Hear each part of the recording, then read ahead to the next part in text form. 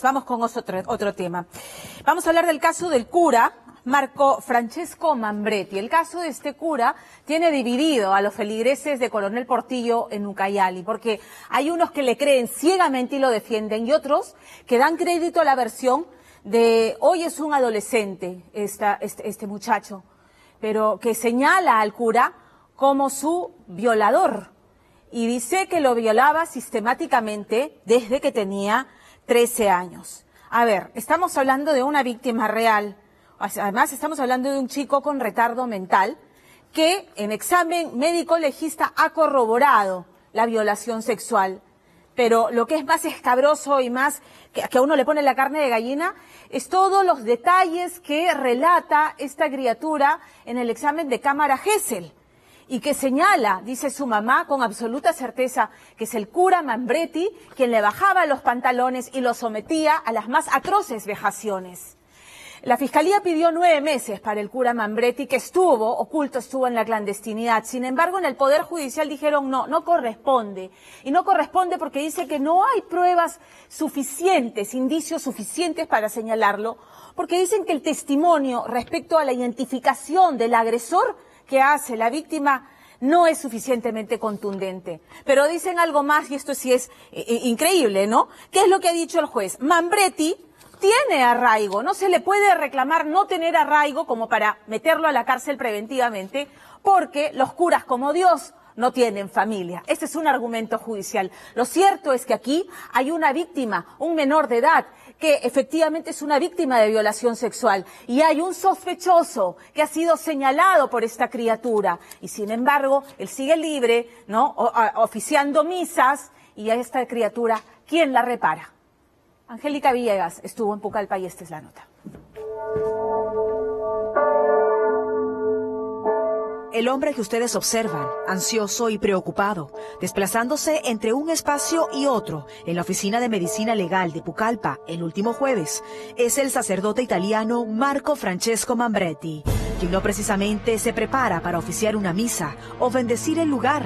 Sorprendentemente, él acaba de pasar por un examen psicológico que podría definir su libertad tras ser acusado de abusar sexualmente de un menor de edad con capacidades especiales.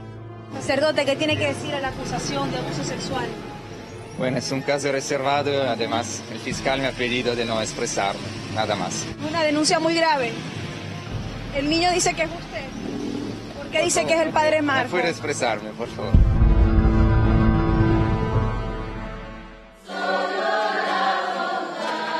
Esta es una de las recientes eucaristías oficiadas por el sacerdote Marco Mambretti, quien a sus 45 años, proveniente de Milano, parecía haberse ganado el respeto y afecto de la feligresía en la parroquia Domingo Savio de Pucallpa, ya que desde el 2013 se había postulado para llegar a esta zona del país, buscando ayudar a los niños y comunidades humildes del lugar, como nos cuenta el cura Máximo, quien más allá de ser su gran amigo, nos indicaba que en esta foto que registra el primer encuentro de Marco con el Papa Francisco, la máxima autoridad del Vaticano lo percibió como un auténtico sacerdote lleno de nobleza. Lo que rescato de él que es muy sencillo, muy bueno.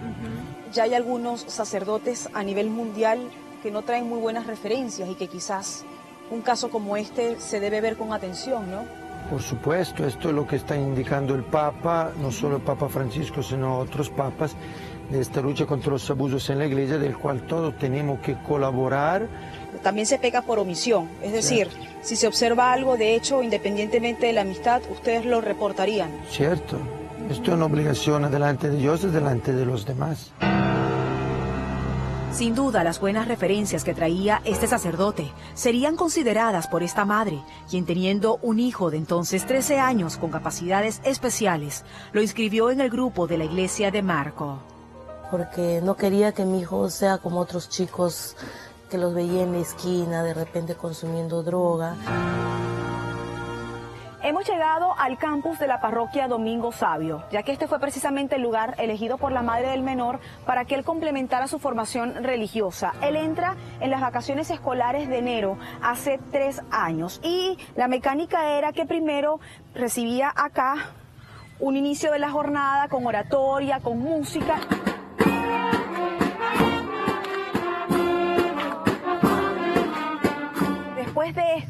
se dirigía en un grupo de más de 15 jóvenes contemporáneos con él hasta la iglesia, lugar donde ellos eran esperados por el padre Marco.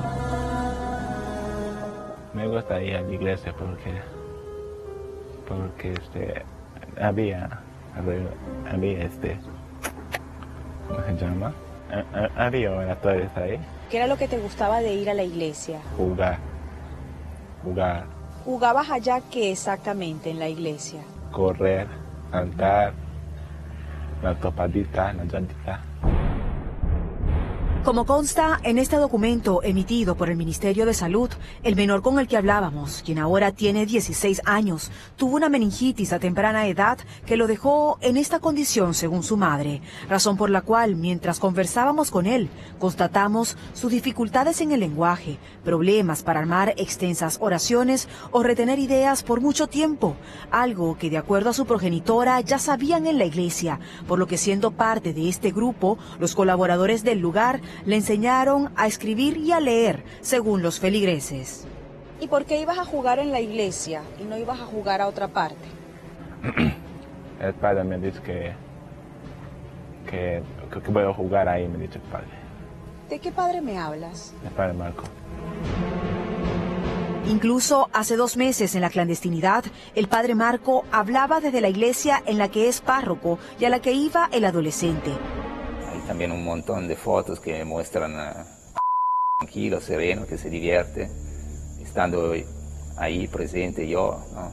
Si un niño se siente tranquilo y seguro en su casa, seguro no se va a un lugar donde le amenazan, ¿no? Hasta ese momento, lo que ha revelado la madre del menor es que todo transcurría en completa normalidad. Sin embargo, nos ha comentado que su hijo comienza a cambiar de humor, le refiere que se siente obligado a acudir acá a la iglesia, pero además observa que está un poco ansioso y nervioso. Yo le preguntaba, ¿no? Si no hay misa, no tienen reuniones los catequistas, ¿a qué te vas?, le decía. No, pero el padre Marcos quiere que me vaya, y muchas veces yo no lo quería mandar. Él se iba escapándose de la casa, quizás porque le tenía miedo, le tenía pánico. Primerito en mi mente fue que él viene siendo abusado. Encontré huellas, ¿no? Señales en sus prendas íntimas. Y para salir de dudas, esta madre se dirigió al médico más cercano con el objetivo de saber qué estaba ocurriendo con su hijo. El médico me dice, señora, tienes que ser fuerte, me dice, porque lo que te voy a decir es una cosa muy delicada, me dice. Tu hijo viene siendo abusado sexualmente por un sacerdote de la iglesia. Pero renuente a pensar que el acusado podía ser un sacerdote, esta madre le preguntó a su hijo quién había abusado de él. Mamá, me dices, he sido violado, pero por otro compañerito de la iglesia. Hasta ese momento, la madre del menor creyó en su palabra y pensando que había sido abusado por un compañero de la iglesia, fue a denunciarlo. Pero al mismo tiempo fue interrogado por la policía, el médico que lo había recibido inicialmente, y este señaló que el adolescente le mencionó que había sido un sacerdote el que lo ultrajó sin dar su nombre. Pero como todo era tan confuso al señalar al culpable, el jovencito fue sometido a un examen médico legal que arrojó lesiones antiguas y al ser interrogado 2 veces por psicólogos, indicó que le gustaba el compañerito al que había acusado de violación, revelando que además lo habían ultrajado otros 3 amigos más. Pero si esto era fuerte, todo empeoraría cuando reafirmó que el cura Marco Mambretti había abusado de él en el seminario. Esta es la oficina del padre Marcos y es precisamente el lugar en el que el menor refiere que habrían ocurrido los hechos. Lo que nos comentaba él es que el padre le hacía entrar obligado y cerraba la puerta. Pero la feligresía cuestiona esta acusación, ya que indican que esta cortina dividía la oficina del padre Marcos de la oficina del rector, que está acá. Y se preguntan cómo entonces habrían ocurrido estos hechos bajo la presencia de otro sacerdote más. Esa otra oficina del rector del seminario que mostrábamos no existía para el momento de los hechos, según la madre denunciante, quien cree que todo ha sido cambiado para hacer ver que era imposible que un delito ocurriera ahí. Además, en el primer examen psicológico que le hicieron al menor, las conclusiones indicaban que no estaba afectado sexualmente. Aún así, en una segunda evaluación más extensa, sí se determinó afectación por el hecho. Pese a ello, lo que cuestionaba la parte acusada era la seguridad del menor al acusar al sacerdote, lo cual le consultamos a su madre. Tu hijo primero dice que quien abusa de él es un cura de la iglesia y luego te dice a ti que no, que fue un compañero.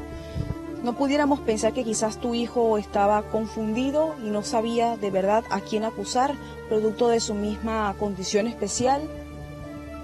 No, mira, mi hijo está consciente de las cosas que ha hablado. Quizás al cura no lo ha mencionado por miedo. Citan cuando tu hijo describe al cura y señalan que la descripción que tu hijo da del cura no es la descripción exacta del padre Marco. Pero dio las características, lo único que se ha equivocado son el color de ojo y la nariz.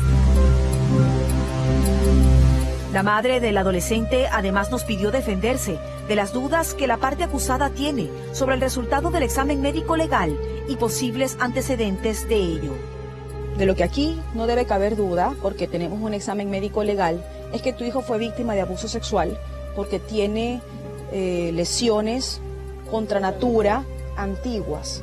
Pero la parte acusada ha referido que cuando tu hijo tenía 7 años, tú hiciste una denuncia por abuso sexual a otra persona. Entonces como que están relacionando eso con el resultado del examen médico legista. Por abuso sexual no, por intento de violación. Cuando hay un niño que ha sido víctima de abuso sexual, se evalúa todo el entorno. En los documentos que tú nos hiciste llegar está que tú denunciaste al padrastro del niño por violencia doméstica contigo. ¿No pudiéramos pensar que esto lo hace también violento con el niño y que pudiera haberse dado allí una situación de riesgo en el mismo entorno familiar? Señorita, es algo imposible. Mira, todo se puede pensar en este mundo, ¿no? De todo puede pasar. Pero en este caso yo le vengo anticipando a mi hijo de desde hace tiempo de lo que puede pasar dentro de mi hogar, ¿ya?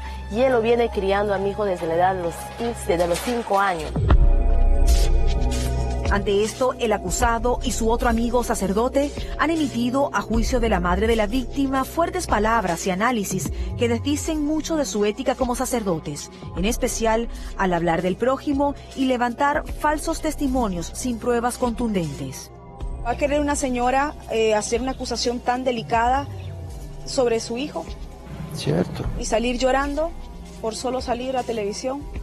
Pero hay muchas lágrimas de cocodrilos también. Pero es un caso delicado porque el examen médico dice que el niño sí tiene lesiones. En el informe está también que el niño es afeminado, puede haber tenido relaciones, como ya no es niño sino es adolescente. Pero tiene condiciones especiales, según su madre no tendría la capacidad para hacer. Pero si la mamá lo descuida, lo deja solo en la calle, el niño tiene tendencia homosexual, hubiera podido tener relaciones con... Pero tiene una capacidad especial, eso no lo hace igual a otra persona que a su edad pueda decidir tener intimidad consentida. Tiene un retardo mental leve. Ver esta posición de quien se identifica como servidor del pueblo ha indignado profundamente a la madre de la víctima, quien aclara que jamás podría manipular el testimonio de su hijo. Él no retiene lo que uno se le dice. Si él habla lo que él ha vivido, lo que a él le ha pasado, ha contado.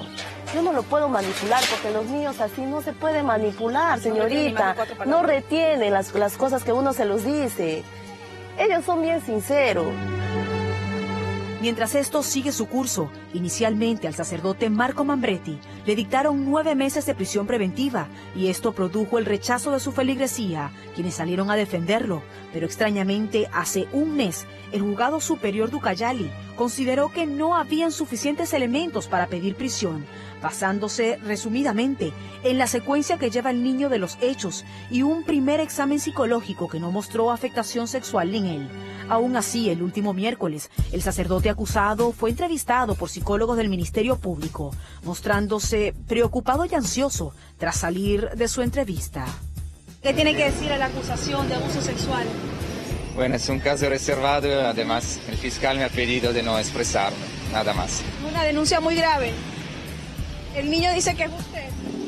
¿Por qué dice que es el padre Marco? No puedo expresarme, por favor. ¿Pero por qué dice que es el padre Marco? También dicen que usted pasó tiempo sin servicio. Se le veía nervioso en medicina legal, ¿no? Estaba nervioso.